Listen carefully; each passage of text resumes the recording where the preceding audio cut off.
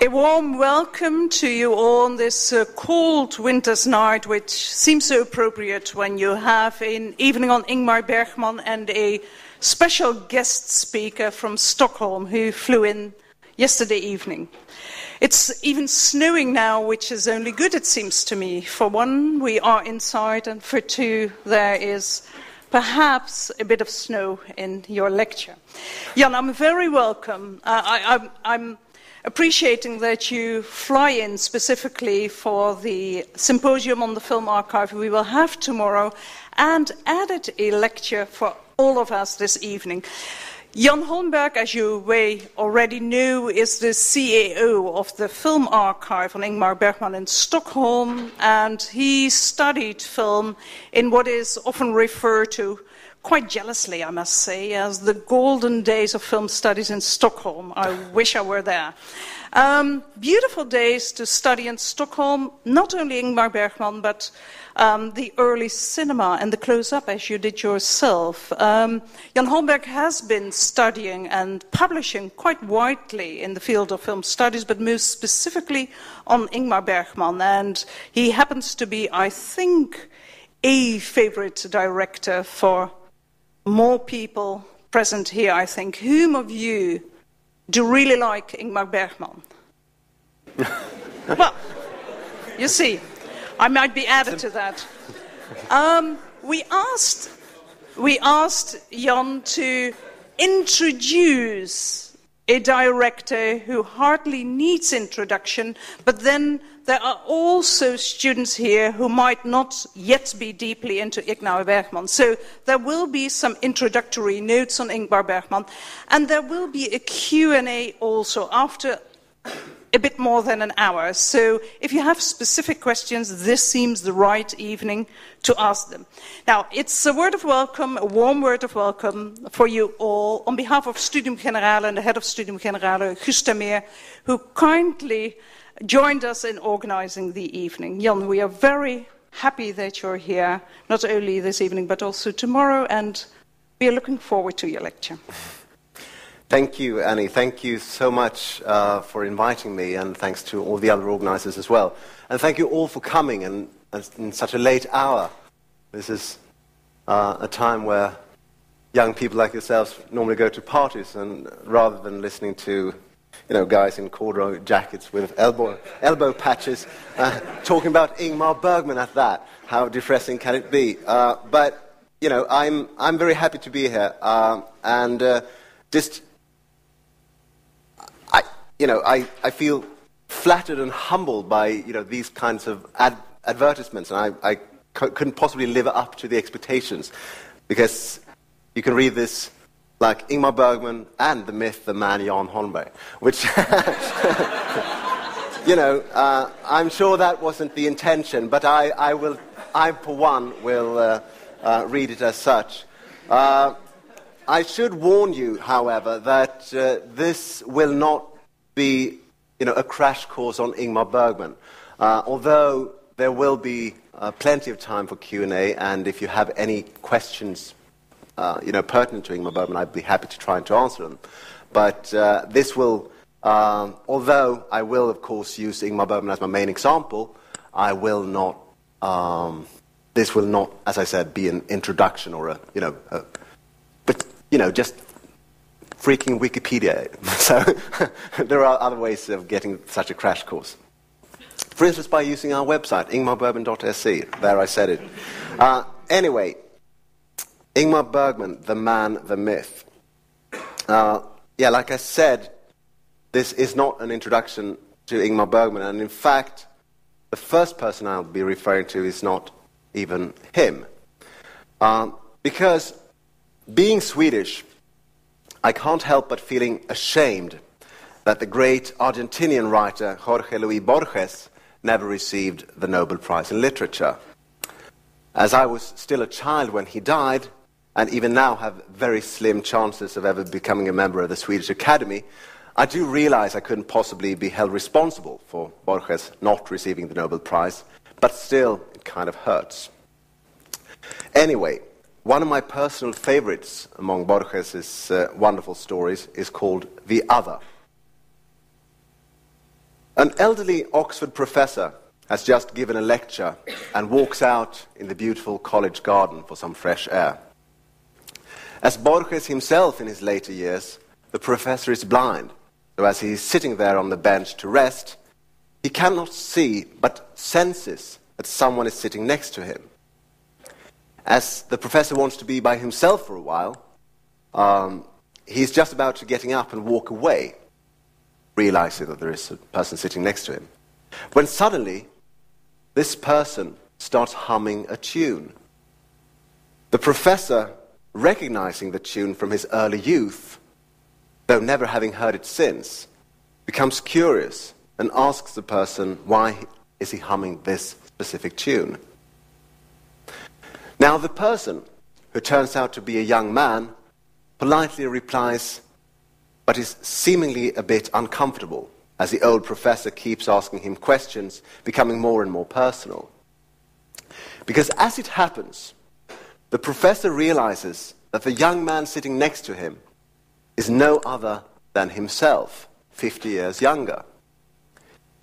If we were to believe such a fantastic event to occur, then it follows by pure logic that if any of you, young students were to meet an older person claiming to be you, then you would probably be a little skeptical.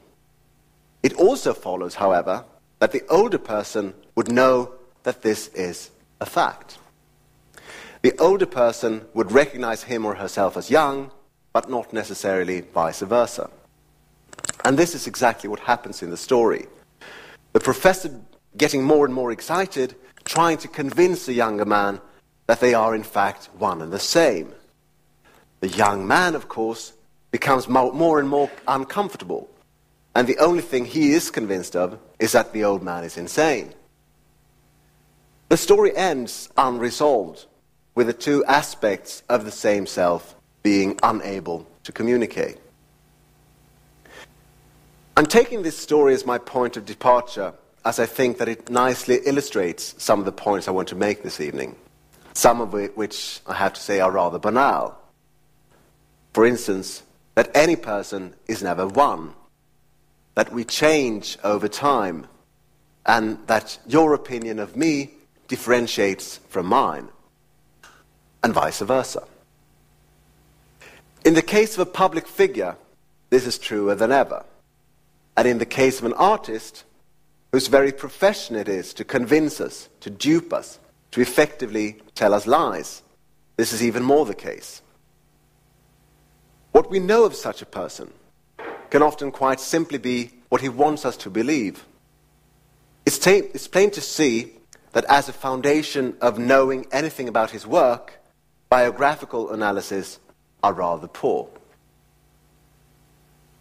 When in 2002, Ingmar Bergman, world-famous writer and director of 50-odd films and hundreds of stage plays, decided to donate his private archive to what would become the Ingmar Bergman Foundation, he must have known that this meant that quite a lot of what we knew about Bergman, or thought we knew, would have to be reconsidered. Furthermore, that these alleged facts, which, mind you, he had convinced us of himself, would have to be refuted. And that this refutation would be made by himself, or rather, that aspect of himself which can be found in his writings, diaries, journals, drafts, and letters of his earlier years. Remembering Borges' story, it is as if the younger Bergman suddenly showed up, insisting that he is in fact another. Much like the poet Arthur Rimbaud, who in a letter famously uttered the phrase "je est un autre," deliberately using the grammar of the third person in the verb, although he speaks in the first person. In English, something like "I is another," rather than "I am another," thus effectively proving his semantic point. He is indeed another, not only compared to what other people claim him to be, but even to what he claims himself, or thinks himself. In fact, until he decided to donate it, Ingmar Bergman kept his archive private, to the point that he said it didn't exist, claiming that he didn't keep anything. Well, not only was this not true, he did in fact keep virtually everything, which I'll be talking more about tomorrow in the symposium. I'll be talking more about the contents of the archive. For now, I just want to say that of all the possible motives that he might have had for making the existence of the archive public, although the holdings themselves are not, one cannot rule out the motive of jest.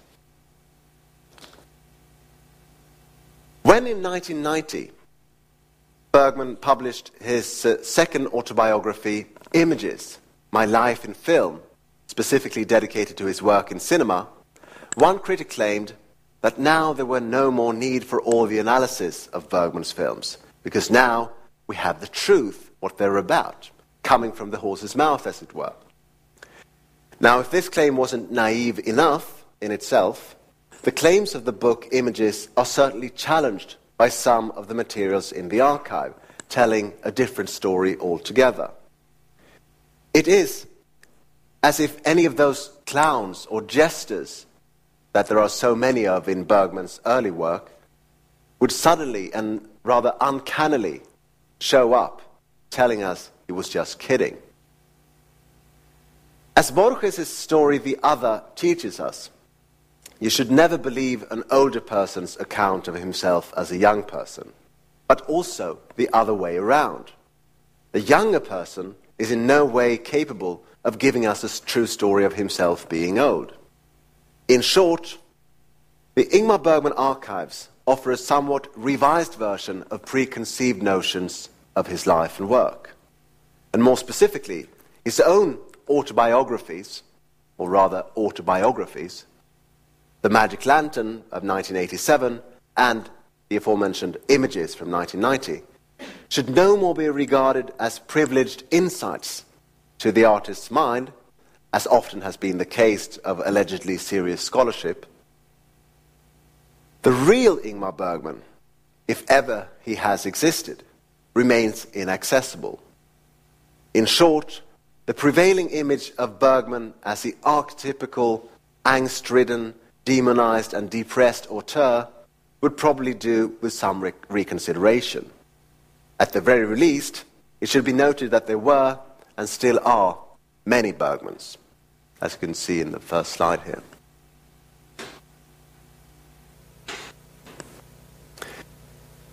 In an article for a Swedish popular magazine in 1957 with the somewhat tautological title, Ingmar's Self-Portrait, written by himself, Bergman tells an anecdote from the Cannes Film Festival, which he had recently attended with his 1955 feature, Smiles of a Summer Night. One evening, he says in this article, a Russian artist arrived to his hotel room to draw his portrait. I quote, "He placed me by the window, almost turned away from him. To my right, there was a large mirror," unquote.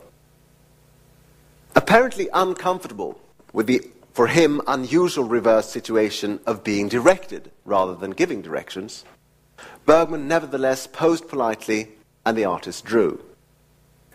When the model finally got to see the finished picture, he discovered that the artist had drawn him in two versions. One directly, as it were, and one in the mirror. Furthermore, the two editions seemed to differ in age. One of them looked like a little boy. Bergman would have been in his late 30s at this time, whereas his mirror reflection showed an old man, a ghost with weary eyes. Bergman's reaction to this was to draw yet a third picture, complete with egg-shaped head, a long nose, and big ears. So now there were three portraits of Bergman, all of them uncomfortable truths, as he put it. The young boy, the old man, and the figure he drew himself. Now, since this is getting complicated, I have commissioned an illustration for your benefit here, so you can follow the argument.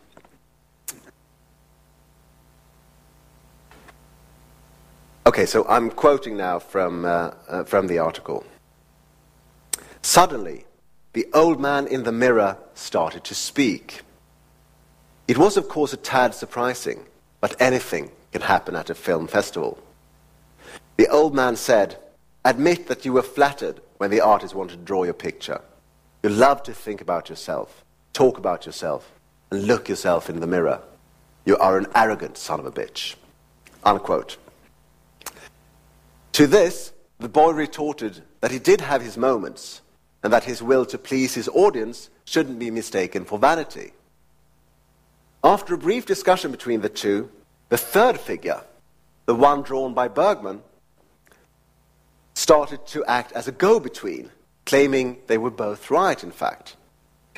The negotiation triggered the two debaters, and the discussion went on until suddenly, the story's narrator tells us, the three different Bergmans seemed to change places, taking on each other's masks, to the point where the discourse was impossible to follow any longer.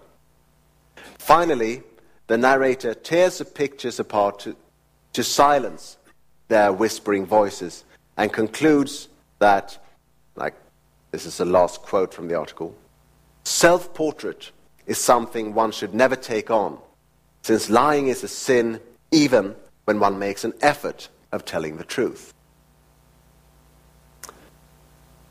Without reading too much into this piece of entertainment for a popular magazine, I would still claim this short article to be a key text to Bergman's poetics. For all its absurdity, all its lightness and wit, it is a complex statement about the modern notion of the subject. What Bergman does here, in essence, is to present us with an obviously fake story about an artist drawing the picture of another artist, whereupon the creation takes on a life of its own. A more apt description of auteur worship is hard to imagine.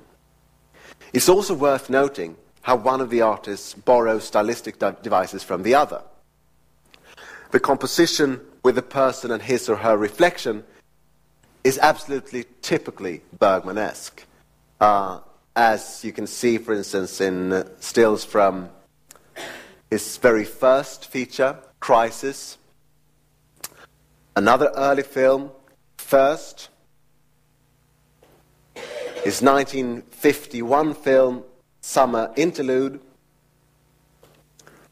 Wild Strawberries, of course, along with perhaps The Seventh Seal and Fanny Alexander, arguably his most famous film. A mirror scene in there as well. And the lesser-known film made for television, The Ritual, from 1969.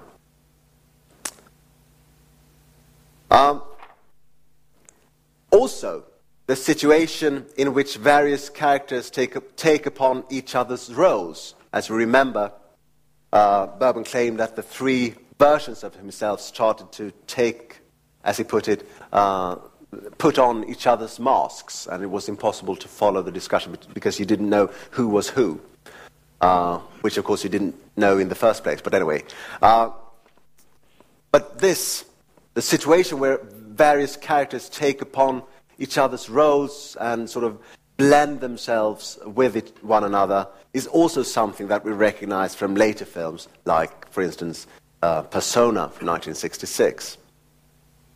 Furthermore, the fact that Bergman divides himself into several versions is a stylistic device which might possibly be explained by Bergman's lifelong habit of creating fantasy worlds, or perhaps as a reaction to the manifold descriptions of himself that he must have read and mulled over by the time he wrote this piece, already a world-famous director at the time.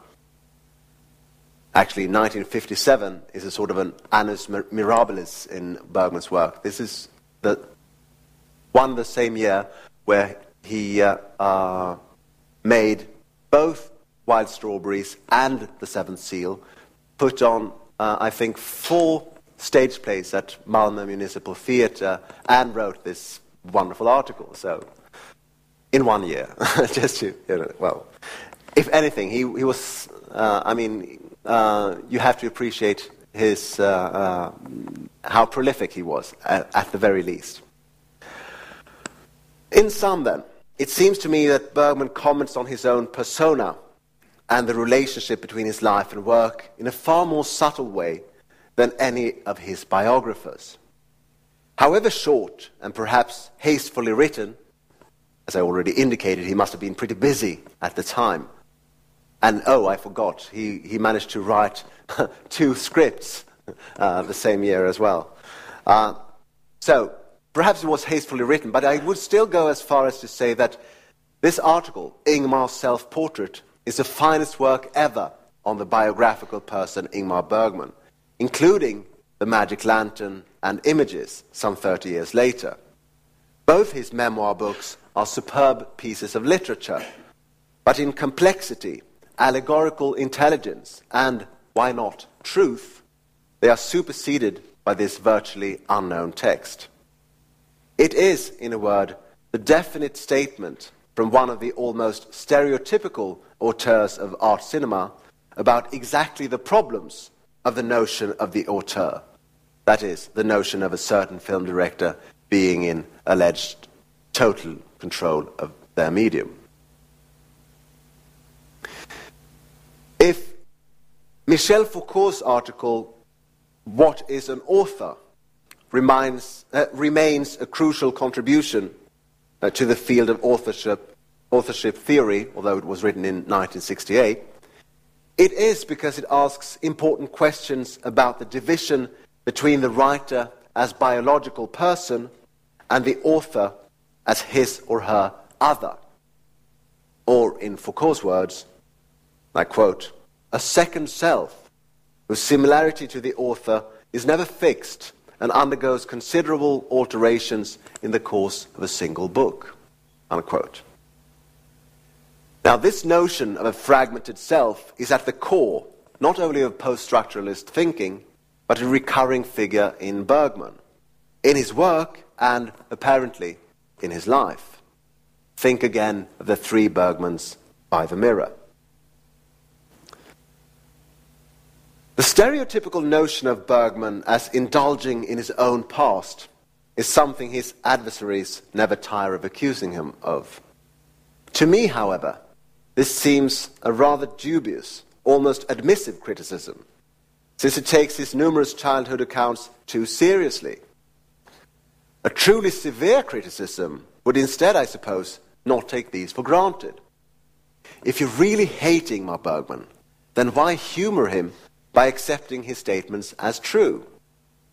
It is a little bit like, trying to physically punish a devoted masochist. It simply doesn't work. What I would propose instead, for his slanderers, but also for us devotees, is to carefully examine his public appearances in the light of his work, rather than the other way around, which too often is the case, I think.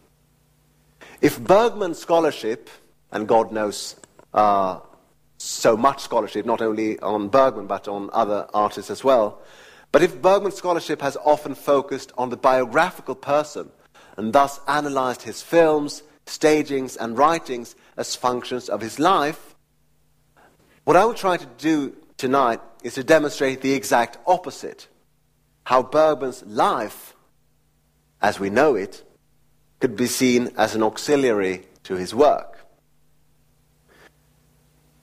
In what follows then, I will discuss issues of authorship with regard to the case of the autobiography. Now, the popular idea of the autobiography, I suppose, is to think about it as a photograph, rendering an accurate description of a given fragment of space at a given moment of time. According to this standard, an autobiography would render an equally truthful description of reality or certain aspects of it. Now, this is, of course, as everyone knows, a very naive notion, since no verbal description can fully render the complexity of life. And furthermore, the author's unconscious desires, self-censorship, disavowals, or simply bad memory permeates the work, making it a rather dubious testimony in any legal sense. In this respect, an autobiography is less a photograph than an impressionistic painting. Given fragments of space at given fragments of time but with the crucial qualification of being experienced by a given person. Rather than the scrupulous indifference of a machine, as filmmaker Robert Bresson famously described the camera, an autobiography is the work of a frail human being with limited perceptual capacities. If this notion is less naive and perhaps more common sense, it still too would need to be reconsidered. In his essay, Autobiography as Defacement, Paul de Man gives us a far more sophisticated understanding. Oops. Oh, sorry. I think it seems to have got my slides mixed up. Never mind. Okay, so we assume, he writes, that life produces the autobiography. That life produces the autobiography as an act produces its consequences. But can we not suggest, with equal justice, that the autobiographical project may itself produce and determine the life, and that whatever the writer does is in fact governed by the technical demands of self-portraiture, and thus determined in all its aspects by the resources of his medium? Now this is a rather dense but extraordinary remark.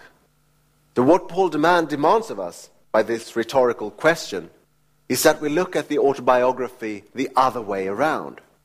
He exchanges the work and the life, or following my previous metaphor, the photograph and its subject, or in linguistic terms, reference and referent. It is not simply a person's life that dictates his autobiography, but the autobiographical project dictates his life. Our feelings and desires, choices we make, or actions we take, are all determined by an enormous autobiographical project, which, however, in most cases, remain unwritten. The distinction between fiction and autobiography is not a question of either or, but fundamentally undecidable. And de Man concludes that autobiography, and I quote, is not a genre or a mode, but a figure of reading or of understanding that occurs to some degree in all texts, unquote. This essential aporia could not be more aptly exemplified than by the case of Ingmar Bergman.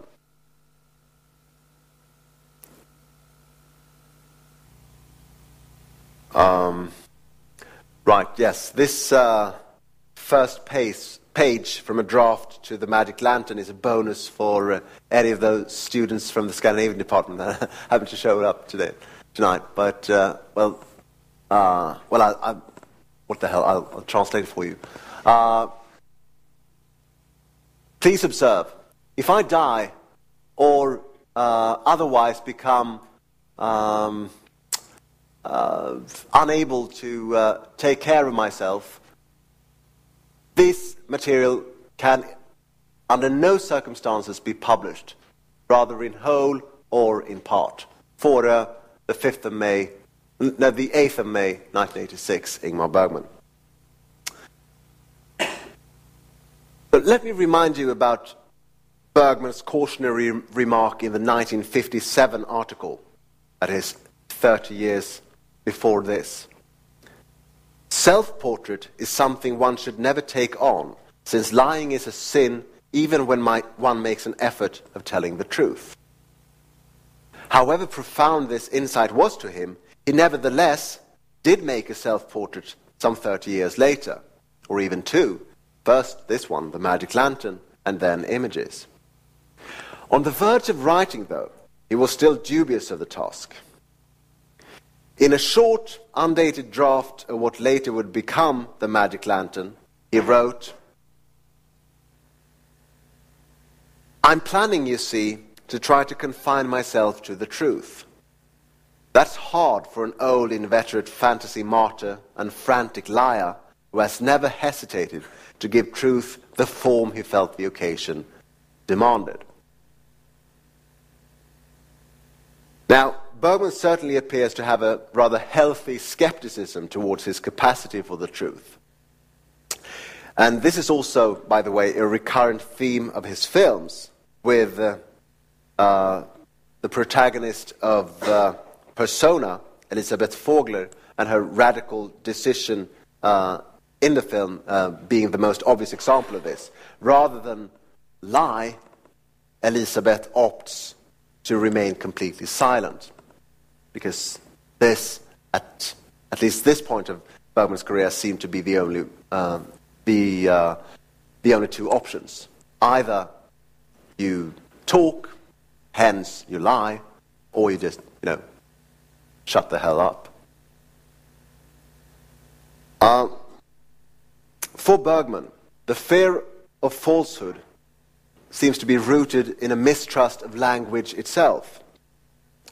But the question as to what constitutes truth or falsehood is seldom simple, especially when it comes to the distinguishing between Bergman's life and work, what we presume to be true in relation to what is fictitious.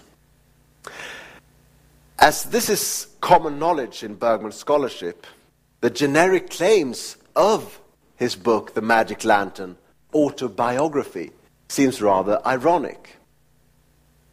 Earlier, in the same draft I was just quoting from, he reiterates a reflection that anyone who has heard or read an interview by Bergman has heard or read on several occasions. I always feel as if the words escape me, and the words I find do not fit with what I really want to say. It is always like this. If I write script or whatever I am writing, the words hide, the images fade, the thoughts become octagonal and do not stick together but run away from each other. I think I have become a good director because of my lack of means of expression. The friction between experience and its sublimation to text is central, of course, to any autobiographical endeavor. But in the case of Bergman, the problem seems to be taken to a higher level. Given Bergman's own autobiographical insistence in everything he does, it is impossible to, as it were, rule out Bergman when analyzing Bergman, and vice versa. It's also impossible to rule out Bergman when analyzing Bergman, if you... but not necessarily because his work imitates his life, but more importantly, the other way around, how his life imitates his work. Remember Paul de Man here. The autobiographical project may itself produce and determine the life. The Swedish Bergman expert Marit Koskinen has brilliantly demonstrated how one scene from the end of The Magic Lantern, in which Bergman bids farewell to his dying mother, reveals interesting similarities with a scene in his 1970 feature, The Touch. Now, the film appeared after his mother's death, so one's immediate reaction might be to regard the event as a trigger for the scene. Yet, as Koskinen concludes, and I quote Koskinen here it does not appear to be simply the case that a starkly real event, so to speak, or rather the memory of it, which, strictly speaking, and at any given moment, is all we have to go on, has preceded and in any linear sense provided the material for a film scene.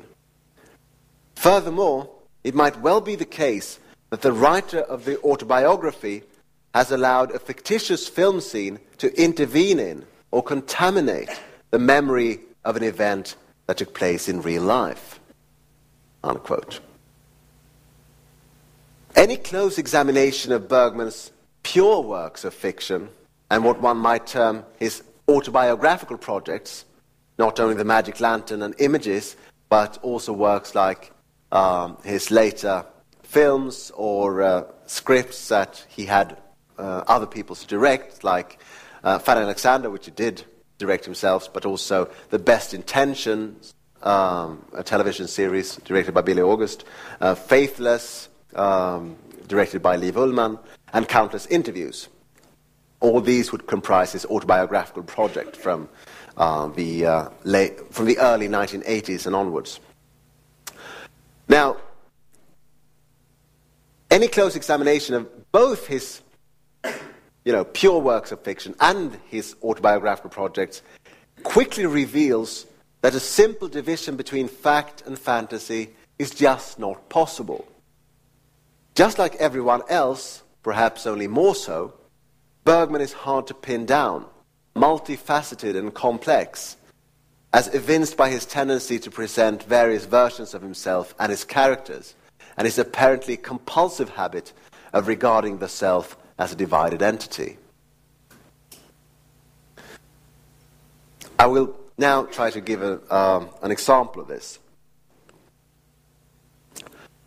The surname Vogler is, even to the casual spectator of Bergman's films, familiar, as it appears in The Magician from 1958, Persona from 1966, The Hour of the Wolf 1968, After the Rehearsal 1984, and In the Presence of a Clown from 1997. There are all Vogler characters in these films or television works.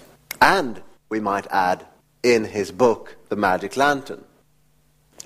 As this is the official autobiography, would this Vogler featured in the book be a key to understand the name's omnipresence in Bergman's work?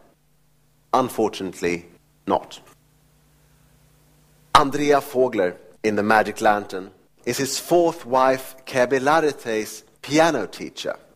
If you've read the book, you might remember this. It's just a few pages concerned about with Andrea Vogler. However, Larete herself has also written her autobiography. And in fact, her piano teacher was named something completely different. So,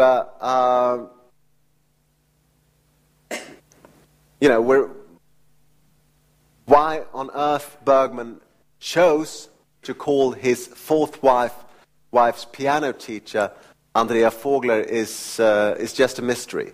And furthermore, in a manuscript to The Magic Lantern, or rather an early draft, there exists a lengthy, rather telling passage about yet another Vogler in Bergman's alleged life, but one who never made it to the final version of the book.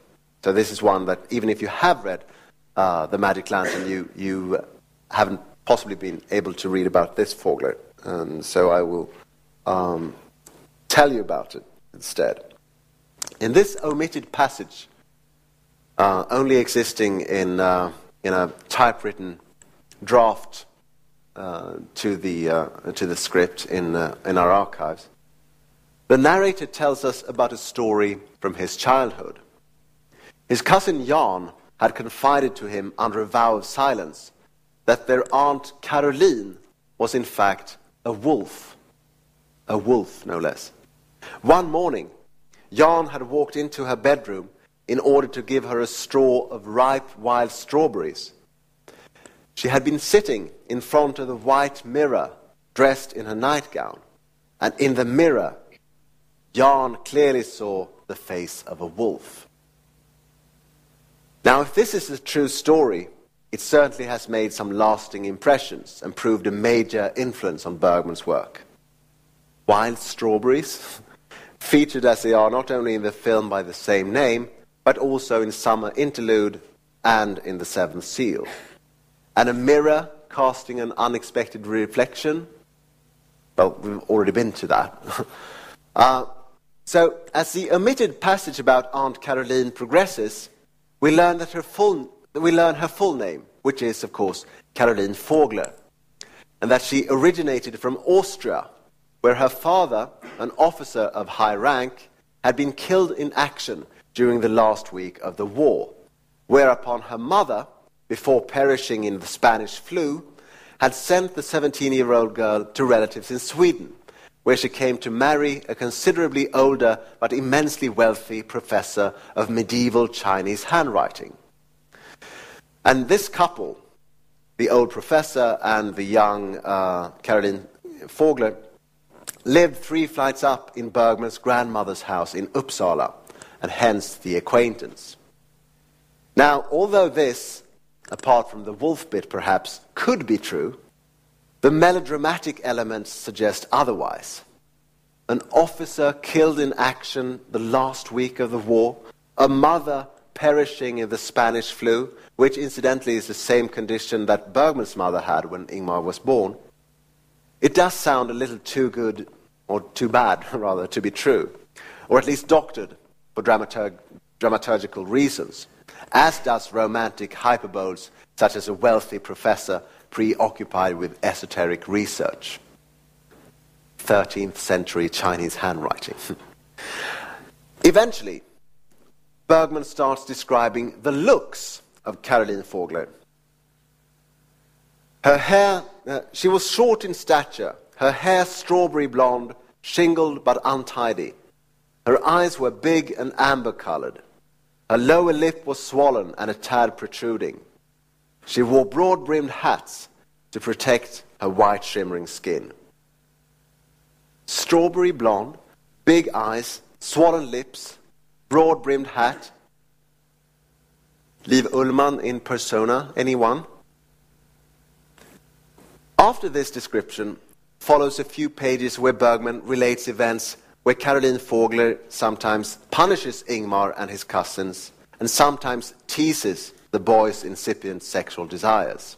They would have been in their 10 or 11, 12 years old.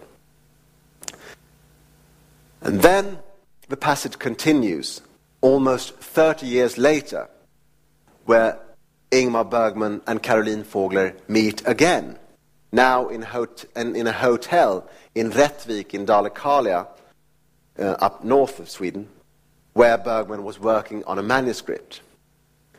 Caroline Vogler had remarried for the 4th time with an elderly Indian antique dealer. Again, she sure knows how to pick him.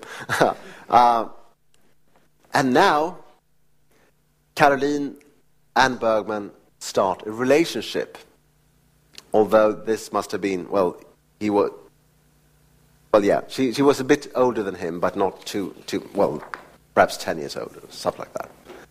Which is unusual for Bergman, by the way. He seems to have preferred younger women. But anyway, here's how he's describing her 30 years later, where she would have been in her, I guess, late 40s. She was beautiful, perhaps more beautiful than before, but her amber-colored eyes were casting quick, calculating side glances, whereas I remember her looking straight ahead, openly, unmasked. Her mouth had taken on an expression of discontent, hunger perhaps. One time, the lower lip had been soft. The broad forehead now had 4 scratches above each eyebrow. Where had those scratches come from?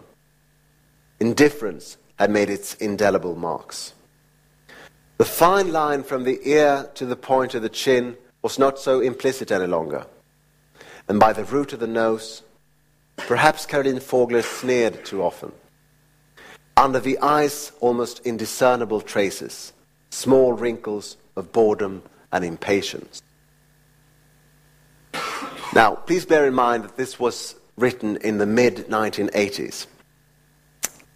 If there are any Bergman buffs in the audience, the formulations from this allegedly autobiographical draft might seem familiar. If we compare a scene from his 1973 film, or rather the script to his 1973 film, Cries and Whispers. You are beautiful, perhaps more beautiful than before, but you have changed. Your eyes nowadays cast quick, calculating side glances. Before you look straight ahead, openly, without disgusting yourself. Your mouth has taken on an expression of discontent and hunger. It used to be so soft. Your complexion is paler than before. You use makeup. Your fine, broad forehead now has 4 scratches above each eyebrow. No, you can't see in this light, but it's noticeable in broad daylight. Do you know where those scratches come from? It's indifference that has made its mark there. Do you see this fine line from the ear to the point of the chin? It's no longer so implicit. It shows you're easygoing and indolent. And here, at the root of the nose, can you see? You sneer too often, Marie. Why do you sneer? Do you see, Marie? And under your eyes, the sharp, almost invisible wrinkles of boredom and impatience. Okay, so Bergman is recycling. No harm in that. And he lies a little. By his own admittance, it is hard to stick to the truth. Perhaps there has been a Vogler, but we know it wasn't Kebi Larité's teacher, and I'm fairly sure there never was a Caroline Vogler either. Or if there was, she certainly wasn't acquainted with Ingmar Bergman. But there's more to it than this. The almost compulsive habit of splitting himself and his characters, which of course are also himself, following Gustave Flaubert's well-known formula, Madame Bovary, c'est moi, is more than a loan from August Strindberg, who often uses this device. It seems more like a strategy of survival, not unlike schizophrenic behavior.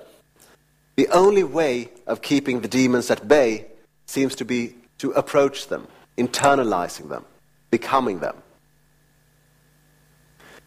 As many Bergman scholars have pointed out, aliases and duplicates abound in his work. Whether in his work or in interviews, he constantly returns to the figure of a divided self. Apart from the obvious examples, such as Persona, Cries and Whispers, Fan and Alexander, etc., let me just add a few more. In an interview in the 60s, he was asked the question of whether he cares about his fame and everything that was written about him. And this is his answer, I quote, "Not very much. It happens sometimes that articles are sent to me directly, and then I read them, but I never look them up. And it's always as if it regarded someone else, as if it was about a relative," unquote. Indeed, and as I hinted upon before, long before he donated his private archive to the Ingmar Bergman Foundation, he used the same kind of evasion. Whenever asked about whether he had kept some of his journals or work materials, he either said that it had disappeared or that some distant relative might have taken care of it. Once again, the boy and the old man, two separate persons, but still the same. His other autobiography, Images, might be read as a negotiation between these two, the boy and the old man, as it were. Since the present tense, elderly Bergman is rereading and commenting upon his younger self, his distant relative, as he puts it. There is a short passage in the book that I find illuminating in this respect. In the chapter dealing with his film Winter Light from 1963, and that would be the only reference to snow, I'm afraid, in this talk. So in the chapter dealing with Winter Light, he quotes lengthy passages from his journal at the time, containing the first draft of the film. The main character has not been named yet, and he is not even a he. At this point, Bergman is using first-person narration. And I quote, and this is a rather complex quote because it's a quote from Bergman's Images where he's quoting himself, quoting his journal. Whether this journal ever existed or not is still an open question because I haven't found it in the archives. But okay, so I'm just not going there. Anyway, okay, but here's the quote then.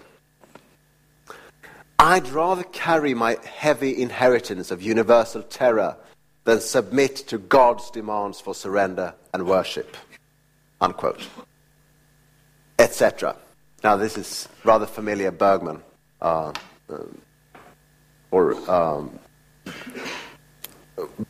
Bergman lingo in a way. Then suddenly, this I starts to speak about getting inside through a glass darkly, which was his former film. And this slide between the character and the director doesn't pass unnoticed to the author, who comments. Now, this is Bergman writing in the present tense, as it were, that is, in the late 1980s. And I quote, "I was at this point alternating between my own self and a fictitious self in an uninhibited yet confusing way," unquote. Yeah, you got that right. It is confusing. Now, the interchangeability between personal pronouns is in fact a crucial element in Bergman's writing. If, for instance, you read, or if you would be able to read his script to Persona, you would see that the famous double scene where one of the main characters, Alma, is giving a monologue describing Elizabeth's motherhood, is mainly told in first person. It says jag, which means I, or mig, which means me, in the script, that is, in the typewritten script. Apparently, as these changes in the shooting script indicate, or at least suggest, it was only at the moment of shooting that Bergman exchanged the I for the second person's do, or you. I would claim that this is no coincidence. It's all part of the strategy of splitting the self into several characters, which, however, never seem to be distinct. One last example of this tendency of walking in and out of roles. At the end of The Magic Lantern, the narrator tells us of a meeting with his dead mother.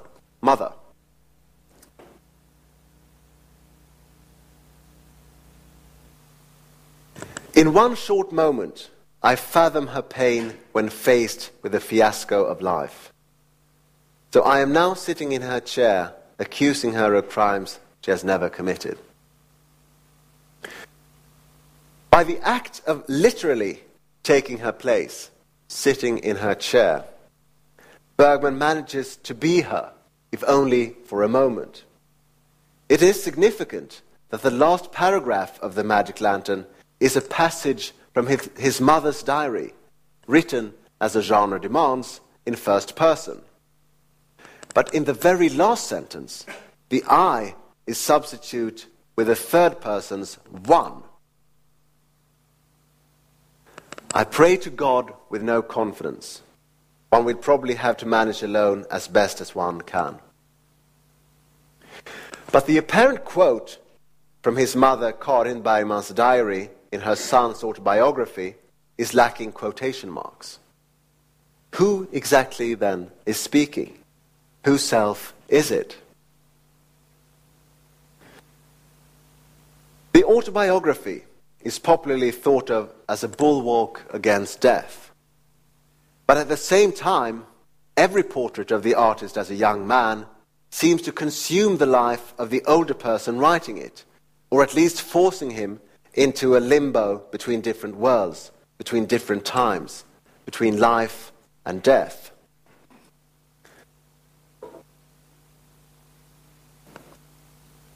In closing, I will return to where I started, with Borges.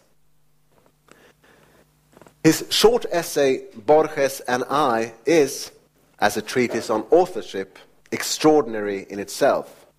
But read together with the article I quoted in the beginning, Ingmar's self-portrait, it is absolutely astounding. This essay, little more than a page long, opens with the sentence, "The other one, the one called Borges, is the one things happen to." And it ends like this. I shall remain in Borges, not in myself, if it is true that I am someone. But I recognize myself less in his books than in many others, or in the laborious strumming of a guitar. Thus, my life is a flight, and I lose everything, and everything belongs to oblivion, or to him. I do not know which of us has written this page. Thank you.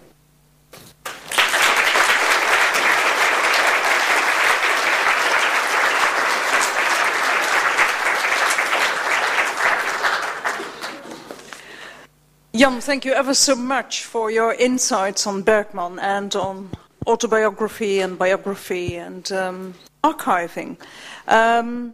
Before I open the floor for questions, what struck me as extraordinary and different from what I had expected is that Bergman, we of course know that he liked Federico Fellini's work, but there seem to be more similarities in terms of the clowns than I had expected. Yes, yes. Would you think that Bergman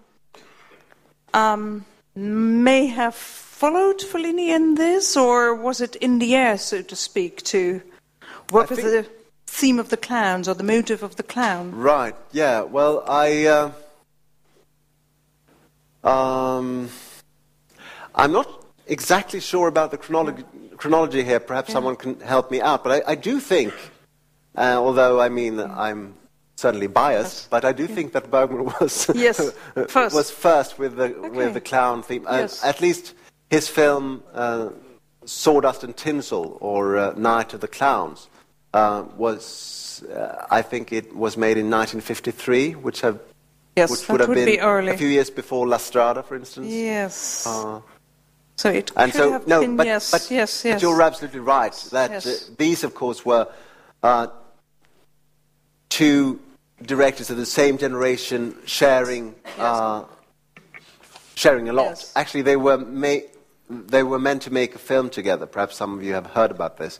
Yes. Actually, Bergman is mentioning it in his autobiography. Or actually, it was supposed to be. It was even supposed to be an omnibus film with Kurosawa as well. So, but it never got that far. But it did get so far as Dino De Laurentiis producing, or pre-producing at least, a film where Bergman would have the first hour and Fellini the other, or maybe the other way around. And we just recently, actually a year ago, we discovered the script for it. Or rather, we did know that we had the script in the archives, but we didn't know that was the script. Yes. But that certainly explained the strange title of this script, which is 62 Minutes with Rebecca. Oh, yes. And 62 minutes seems rather short for a Bergman film, so, but of course it made perfect sense. It was his 62 minutes, yes, right, yes. Thank you. Let me open the floor for questions. Who of you may I give a microphone? Sabine Lenk. Sabine. I think when I heard you talking about Bergman for the first time, if I remember well, you said that he was collecting almost everything, and it reminded me a lot of Marlene Dietrich. So I wanted, when he started, to think about giving this to a public, because would this make a difference for you if from the start he had thought of, okay, I'll give this to an audience, or if he had said, okay, this is only for me, and maybe at the end of my life I'll destroy everything? Right. Do you mean if it would have been different in for me? Yeah. Well, it's actually yes. As you said, he was keeping everything on the verge of compulsion, it seems. I mean, not only things related to his work life, but we all more or less keep stuff that we don't. Well, Ian Christie talked about this in the Q&A before as well, how about the storage space and all that, and so. But in Bergman's case, he would keep things like letters sent to him. Like 40 years ago, and not only from famous people, but from casual fans, or even from people, obviously crazy people, writing to him because they felt some sort of connection. Okay, so anyway, he did keep a lot.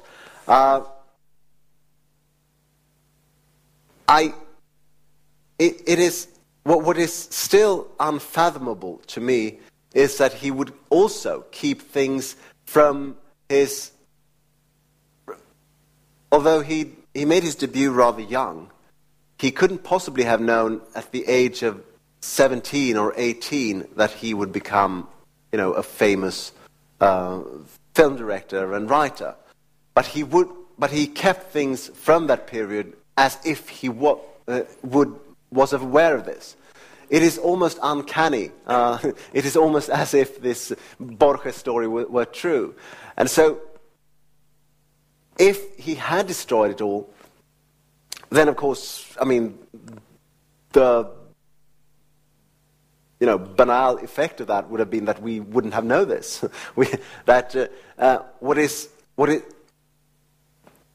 A nice aspect of the Ingmar Bergman archives is that you don't need to be a Bergman buff to find this fascinating, because it is also a time capsule.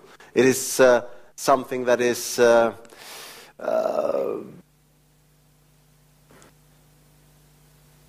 it is telling not only about not only of Bergman and his work, but of the period during which he worked. And of course, this was basically the lion's part of the 20th century.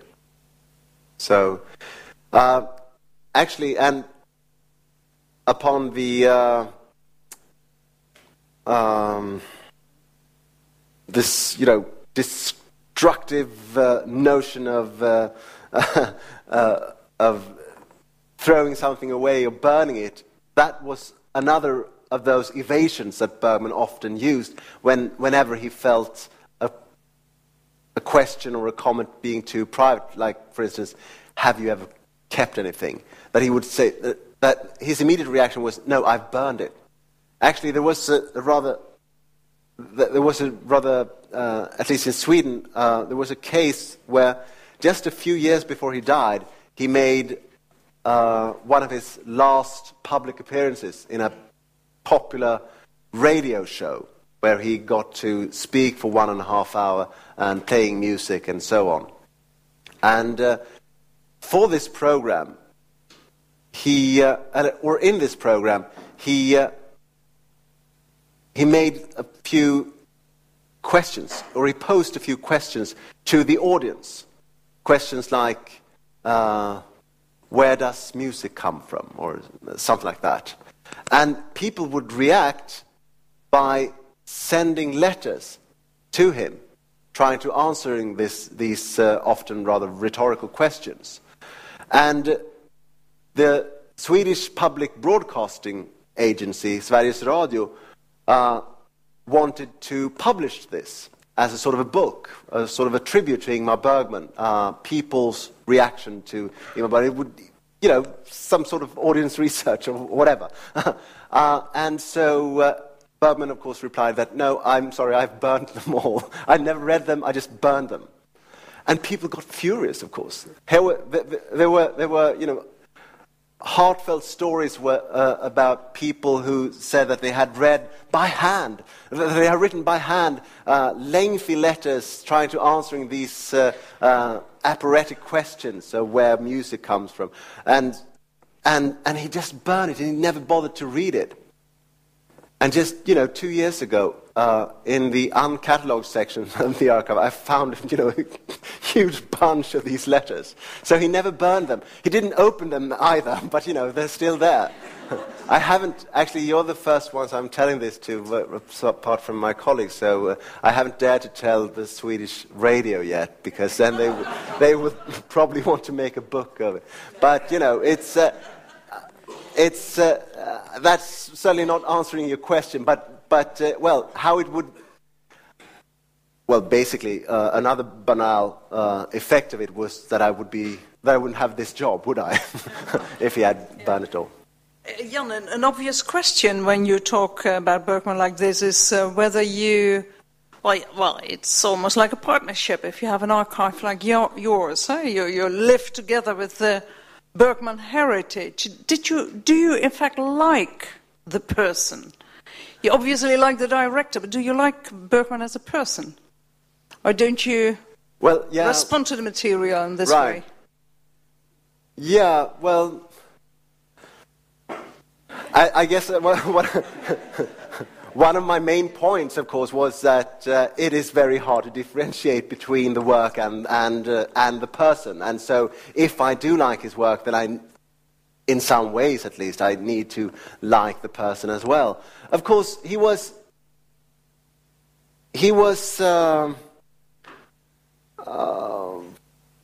just to state a few of the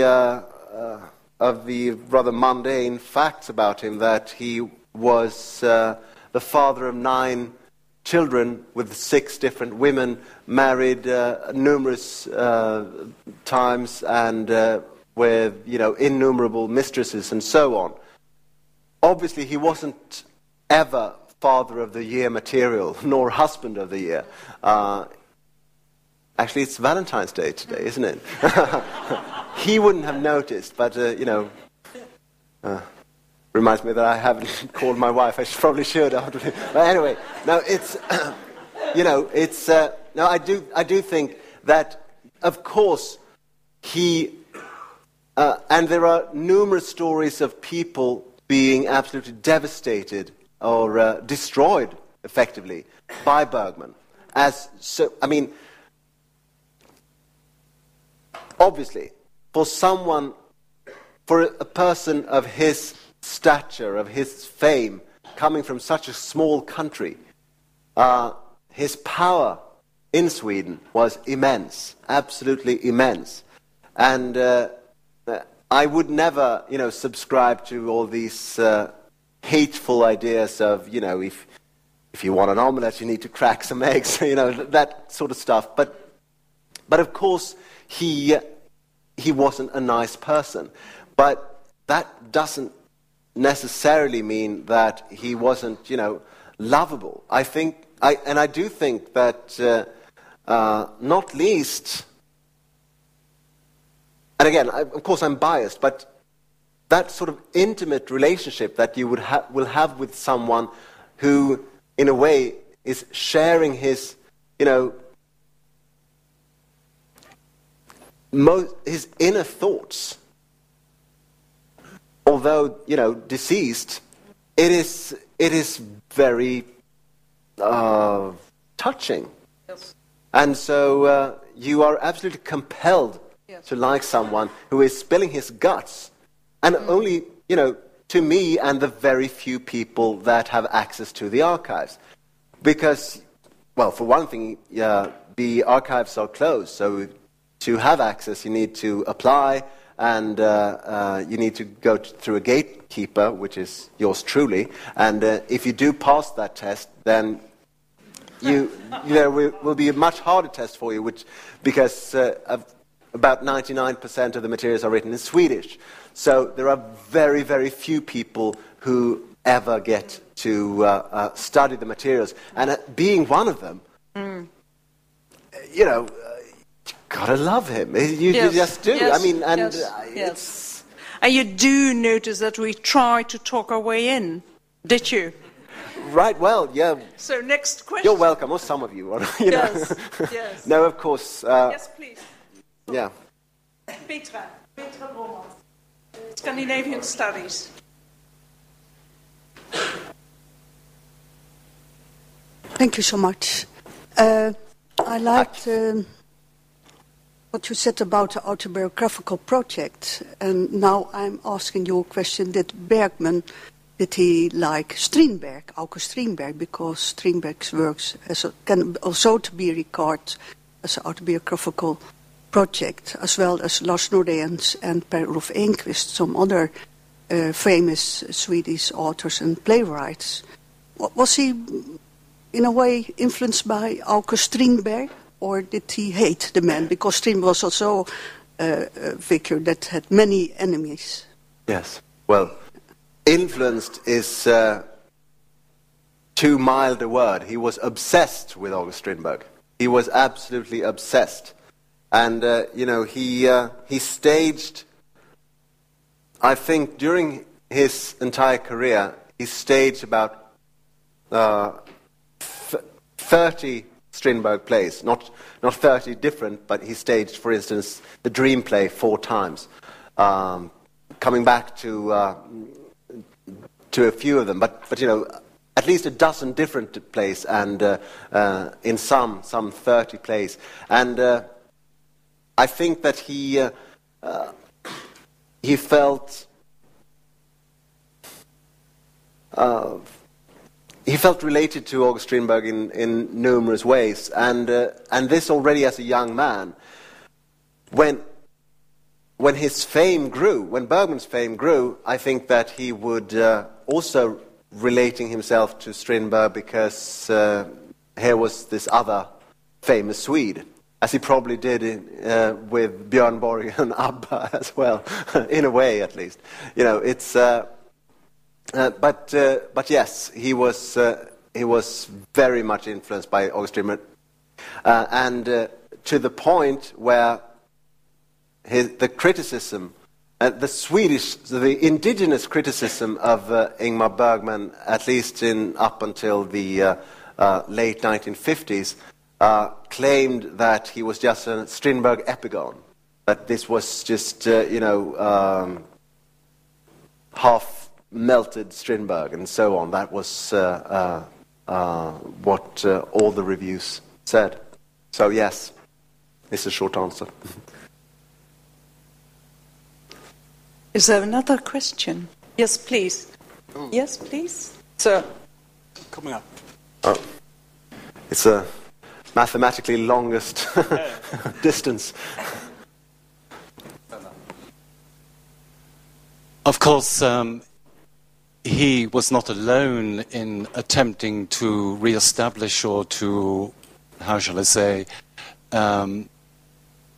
dissolve a life. I'm thinking about Thomas Hardy, who dictated during his lifetime to his very own wife the biography that she was due to publish after his death. What a curious fact, to write your own about your life after your own death and do it through your own wife. I'm thinking also of the Bloomsbury group, who not only wrote about themselves endlessly, but also about one another endlessly, in order to keep some sort of secretive involvement with one another. You mentioned portrait of the artist as a young man. I'm thinking about Dylan Thomas, who took the same title and substituted man for dog. So we have endless. And I was thinking about this very popular thing, which I work with for many long time, that we do not see things as they are, we see them as we are. And in the case of Bergman's, I would like to rearrange that and simply put in that we see things as they are if we do not see them as we are. And in the context of your lecture, I think that would seem, for me, appropriate summary. But right. Yeah, that's beautifully thank you very put. much indeed. Okay, thank you. Well, no, you're absolutely right, and I would never claim that this would be, an original device in Ingmar Bergman, but rather what I'm opposing is the idea that his, or rather that this has not been discussed in Bergman's scholarship. But what has been discussed is that his relationship with his father, that there is a direct correspondence between his father being, of course, a Lutheran pastor, and that there is a direct correspondence between his harsh upbringing and his films. But of course, the only evidence we have of this relationship between Bergman and his father is Bergman's own account.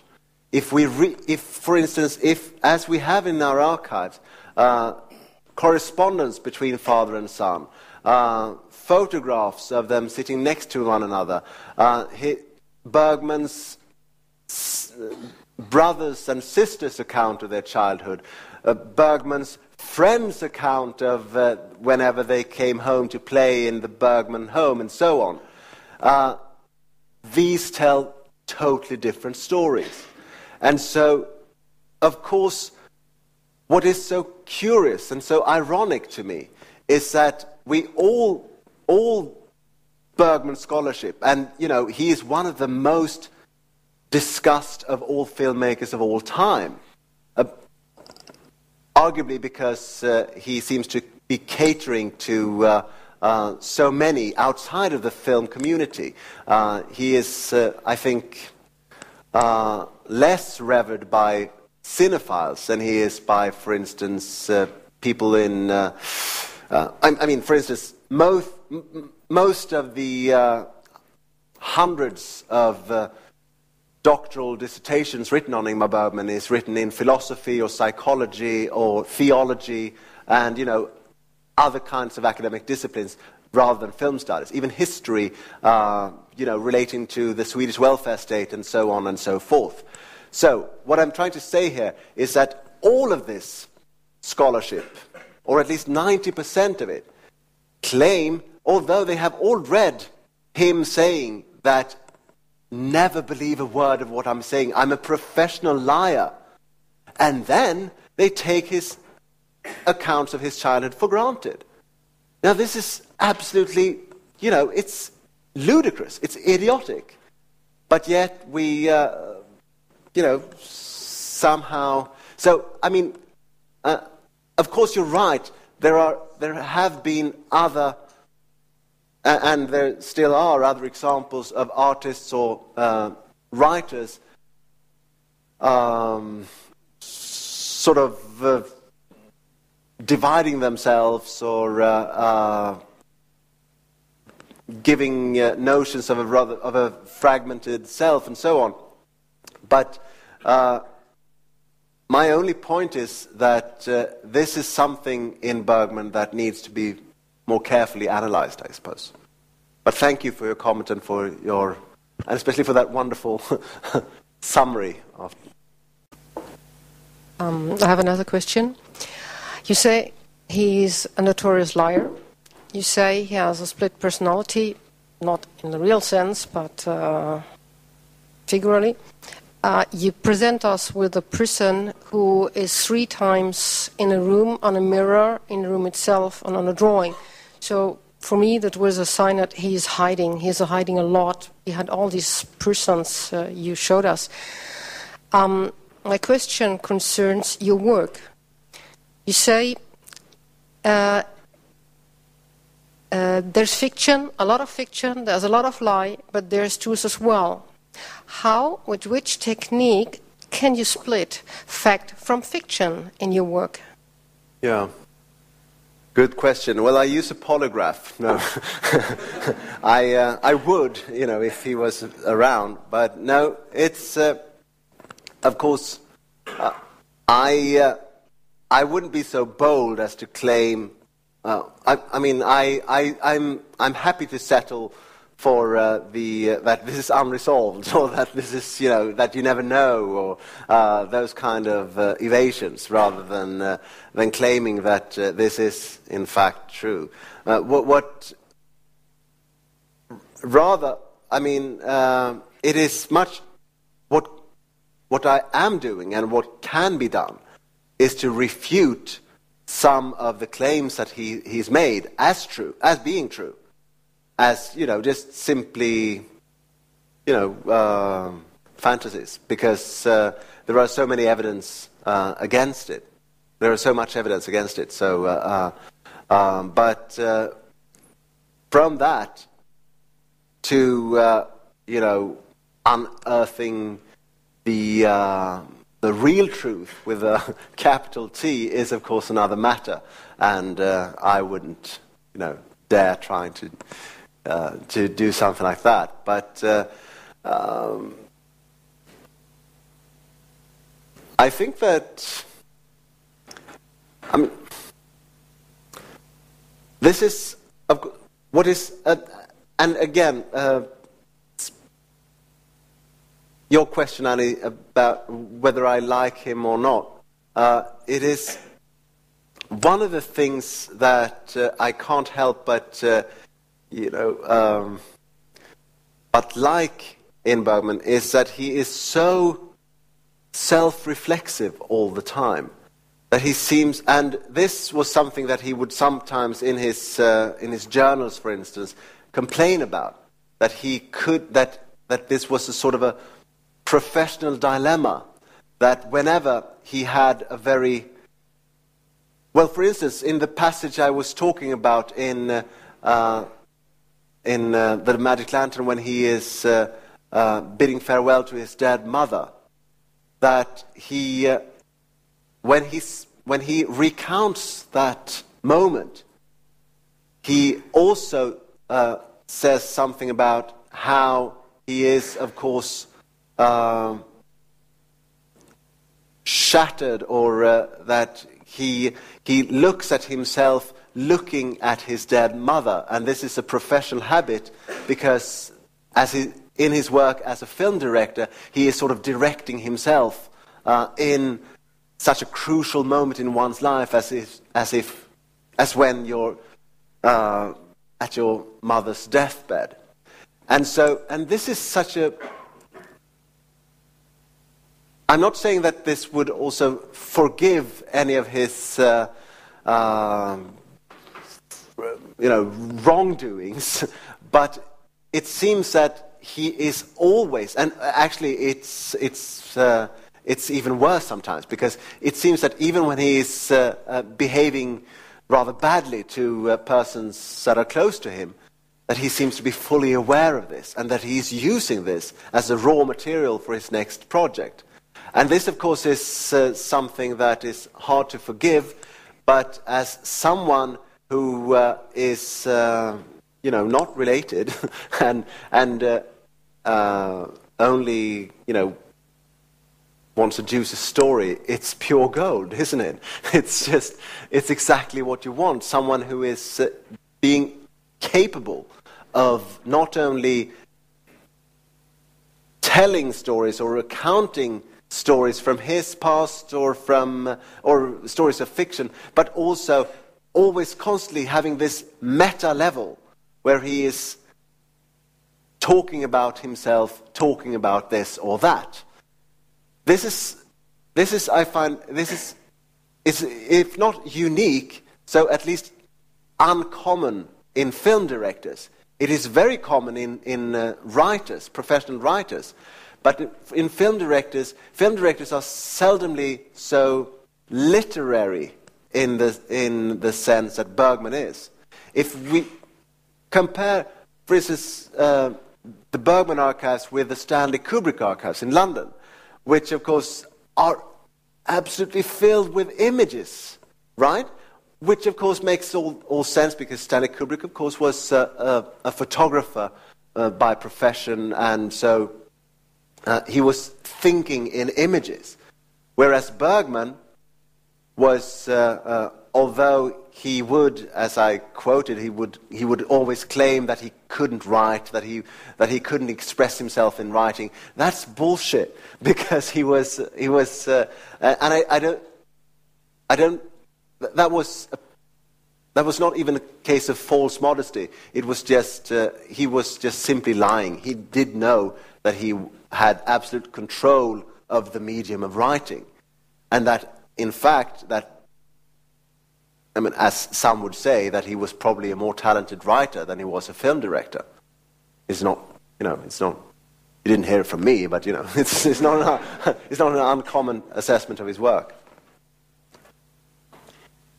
I think this might be a moment to, on behalf of all of us, say that we thank you very generously for generously responding to all the questions, and for the beautiful insights in your lecture on archiving and Bergman, and last but not least, for sharing Valentine's Day with us. So thank you very much, Jan. Thank you.